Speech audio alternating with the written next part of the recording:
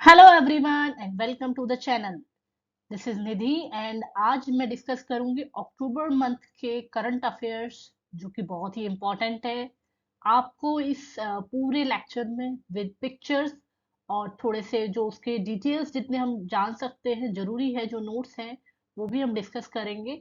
तो चलिए स्टार्ट करते हैं। पहला क्वेश्चन है, on what date is Indian air force day celebrated? किस दिन हम इंडियन एयरफोर्स डे सेलिब्रेट करते हैं? आपके ऑप्शंस हैं 6 अक्टूबर, 7 और अक्टूबर 8 या अक्टूबर 9 या अक्टूबर 10। तो इसका आंसर है अक्टूबर 8। तो इसका आंसर है अक्टूबर 8। और ये हम जो हर साल इसी दिन मनाया जाता है 8 अक्टूबर को, क्योंकि इस दिन एयरफोर्स इंडियन एयरफोर्स का स्टेब्लिश हुआ था या उसकी स्थापना हुई थी। किस ईयर में? 1932 में। नेक्स्ट देखते हैं। नेक्स्ट क्वेश्चन है हमारे पास, which sport won India the most gold medal at the 2023 Asian Games? इनमें से किस गेम ने सबसे ज्यादा गोल्ड मेडल जीते हैं? तो इसका आंसर है शूटिंग। और शूटिंग में सबसे ज्यादा 7 गोल्स इंडिया ने जीते हैं। मैं आपको बता दूं कि एशियन गेम्स हाल ही में समाप्त हो चुके हैं और यह चाइना के होंगजू सिटी में कंडक्ट किए गए थे या ऑर्गेनाइज किए गए थे। इसमें 28 गोल्ड और 38 सिल्वर और आपके 41 ब्रॉन्ज मेडल्स इंडिया को मिले हैं। इंडिया की जो रैंकिंग है वो 4th पोजीशन पे है और चाइना ने इसमें टॉप किया है। तो आई होप कि इतनी जानकारी इनफ है। और जैसा कि आप जानते हैं कि आजकल का ये मतलब इन दिनों ये बहुत चर्चा में है, तो आप ये इसको जरूर याद रखें कि इंडिया को 28 गोल्ड मिले हैं। सबसे टॉप पे जो चाइना रहा है और इंडिया की पोजीशन 4th पोजीशन रही है। तो चलिए स्टार्ट करते हैं, नेक्स्ट देखते हैं। नेक्स्ट क्वेश्चन है, who won the 2023 Nobel prize in physics? Physics में किसको नोबेल प्राइज मिला है? तो इसका आंसर है बी, पेरे एगोस्टिनी, फेरेंट कोरोजिक एंड ले हुलियर। तो I am sorry for pronunciation. आप यहाँ पिक्चर देख सकते हैं इन तीनों की। और ये आपको नोबेल प्राइज इन तीनों को दिया गया है 2003 का। और इनके नाम आपको याद रखने हैं, एग्जाम्स में पूछे जा सकते हैं। ठीक है, तो नेक्स्ट देखते हैं। नेक्स्ट क्वेश्चन है, who won the 2023 Nobel prize in chemistry? Chemistry में किसको नोबेल प्राइज मिला है? तो इसका आंसर है C, Moungi G Bawendi, Louis E Brus and Alexei Ekimov.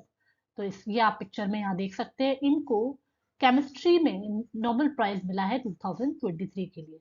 तो ये तीनों की पिक्चर्स आप यहाँ पर देख सकते हैं। नेक्स्ट देखते हैं, who won the 2023 Nobel prize, Nobel peace prize? आपको याद रखना है पीस प्राइज। और इसका आंसर है नरगिस मोहम्मदी। नरगिस मोहम्मदी बहुत चर्चा में है आजकल, क्योंकि ये इन्होंने ये जो है नरगिस मोहम्मदी ने नोबेल प्राइज एक तो पीस के लिए जीता है, दूसरा इन्होंने फाइट कर रही हैं लगातार वुमेन्स के लिए। कहाँ पर? ईरान में। और ये जेल भी जा चुकी हैं, इम्प्रिजनमेंट हुई है कई बार, ये अपने काम को लेके जेल जा चुकी हैं। ये वहां पर महिलाओं के लिए, उनकी आजादी के लिए लगातार फाइट कर रही हैं। नेक्स्ट है, और इनके बारे में और जाने तो she is the founding member of the defender of human right centre. और हाल ही में ने ह्यूमन राइट्स के लिए ईरान में ह्यूमन राइट प्रमोट करने के लिए इनको नोबेल प्राइज मिला है। ठीक है, तो ये है नरगिस मोहम्मदी। आप पिक्चर में यहाँ देख सकते हैं, इनको नोबेल प्राइज मिला है। Very important as per exam. Next question है, what is the theme of 10th vibrant Gujarat summit? तो इसका आंसर है गेटवे टू द फ्यूचर। और ये वाइब्रेंट गुजरात समिट है क्या? तो ये वहाँ की जो गवर्नमेंट है उसके द्वारा चलाया जा रहा है। यहाँ पर इनका जो एम है, वो जितने भी आपके बिजनेस लीडर हैं, इन्वेस्टर है, कॉरपोरेशन है, इन सभी लीडर्स को और उनके ओपिनियन सबको एक प्लेटफॉर्म पे लाना और अपॉर्चुनिटीज को एक्सप्लोर करना। किसके लिए? गुजरात के लिए। ठीक है, तो नेक्स्ट क्वेश्चन है, वर्ल्ड कॉटन डे कब मनाया जाता है? World cotton day celebrated on which date, किस डेट को मनाया जाता है हर साल?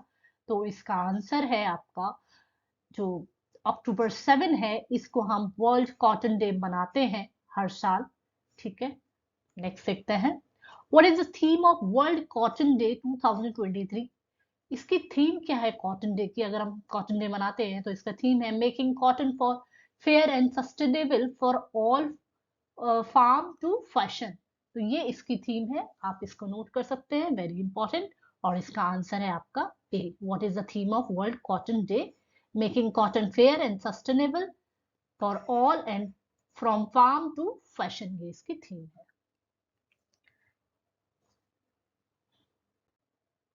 नेक्स्ट क्वेश्चन है, who has been appointed as a new executive director by the RBI? तो इसका आंसर है मुनीश कपूर। इनको आरबीआई का एग्जीक्यूटिव डायरेक्टर बनाया गया है। इनके बारे में हम जान लेते हैं। तो जो मुनीश कपूर है, इनको एग्जीक्यूटिव डायरेक्टर बनाया गया है और he will handle the department of economic and policy research. इस डिपार्टमेंट को ये लीड करेंगे। उसके बाद हम जानते हैं before this he was the adviser in charge of monetary policy department and secretary of monetary policy committee. ये वहां के भी इंचार्ज रहे हैं, यानी कि मॉनेटरी पॉलिसी डिपार्टमेंट के और मॉनेटरी पॉलिसी कमिटी के सेक्रेटरी के ये इंचार्ज रहे हैं। दूसरा, ये जो मिस्टर कपूर हैं, इन्होंने एज ए एडवाइजर भी काम किया हुआ है इंटरनेशनल मॉनेटरी फंड में। कब? 2012 से 15 तक। नेक्स्ट देखते हैं, who has been awarded the Nobel prize for literature? के लिए किसको प्राइज मिला है? तो हम देखते हैं, इसका आंसर है जॉन फॉसी। ये आप पिक्चर में यहाँ देख सकते हैं। इनको 2023 के लिए नोबेल प्राइज लिटरेचर के लिए मिला है। तो क्वेश्चन है यहाँ पर, which cricket legend has been appointed by ICC as a global ambassador of one day international World Cup? Mister Sachin Tendulkar को वनडे इंटरनेशनल का ग्लोबल एम्बेसडर बनाया गया है। ये जो टूर्नामेंट है, वर्ल्ड कप टूर्नामेंट, अहमदाबाद में स्टार्ट हुआ है अक्टूबर 5 से।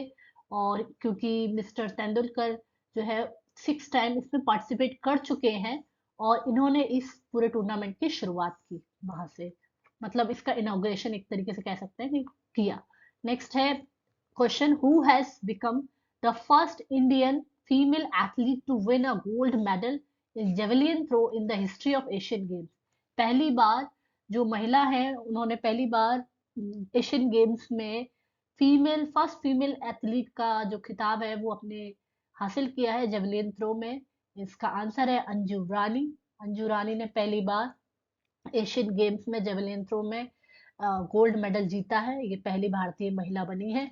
और इनके बारे में हम जान सकते हैं यहाँ पर कि Anju Rani has created the history in Hangzhou Asian Games, winning gold medal javelin throw में। और अंजू रानी won the gold medal by throwing the javelin 62.92 meter. With this, Anu Rani has become the first Indian female athlete to win gold javelin throw in the Asiad. और उसके बाद नदीशा दिलन of Sri Lanka won the silver medal. This is Anu's second medal in the Asian Games. India has ended its campaign in the Asian Games with a 107 medal. Total जो India को जो medal मिले हैं वो 107 है। और इससे पहले मैं आपको बता चुकी हूँ गोल्ड कितने मिले हैं। गोल्ड 28 गोल्ड मिले हैं और 38 सिल्वर मिले हैं, मैं आपको पहले भी बता चुकी हूँ। और इंडिया की जो पोजीशन थी वो 4th पोजीशन पे रही है।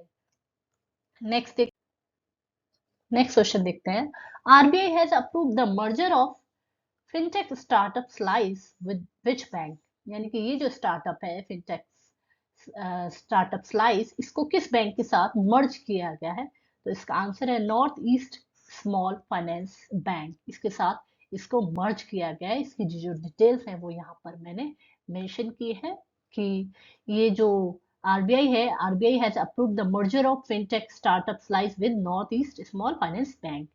ये जो स्लाइस कंपनी है ये बेंगलुरु बेस्ड है और इसकी जो वैल्यू है ये यूएस में अराउंड 1.8 बिलियन डॉलर है। और इसके जो फाउंडर हैं वो रजन बजाज हैं। इन्होंने इस कंपनी की शुरुआत 2016 में की थी। नेक्स्ट क्वेश्चन देखते हैं। नेक्स्ट क्वेश्चन देख लेते हैं। तो इंडिया के बाहर किस कंट्री में जो डॉक्टर भीमराव अंबेडकर है उनकी प्रतिमा को अनवील किया जाएगा, उनके स्टैचू को। इसका आंसर है यूएसए। यूएसए में इनकी जो प्रतिमा है उसको अनवील किया जाएगा। इनकी जो प्रतिमा है वो करीब 19 फुट जो है लंबी है, और ये अक्टूबर 14 को होगा, आपको ये याद रखना है। दूसरा आपको याद रखना है, इनकी प्रतिमा को एक नाम भी दिया गया है, स्टैचू ऑफ इक्वालिटी। और इसका जो इनॉग्रेशन है वो लोकेशन है मैरीलैंड। और अंबेडकर जी को हम पॉलिटिशियन, सोशल रिफॉर्मर और जूरिस्ट के तरीके से जानते हैं, और इनको संविधान का आर्किटेक्ट कहा जाता है। तो ये एक नॉर्मल जो है सभी को पता होता है कि डॉक्टर भीमराव अंबेडकर को सोशल रिफॉर्मर, पॉलिटिशियन हम ऐसे जानते हैं। नेक्स्ट है question, who has been appointed as a mentor by Afghanistan cricket team of ICC men cricket world cup?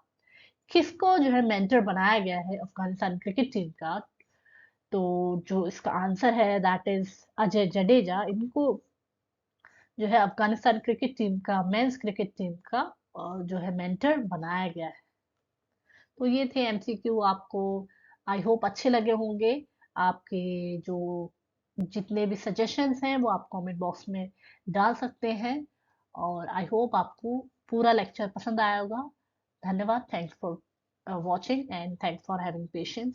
Thanks.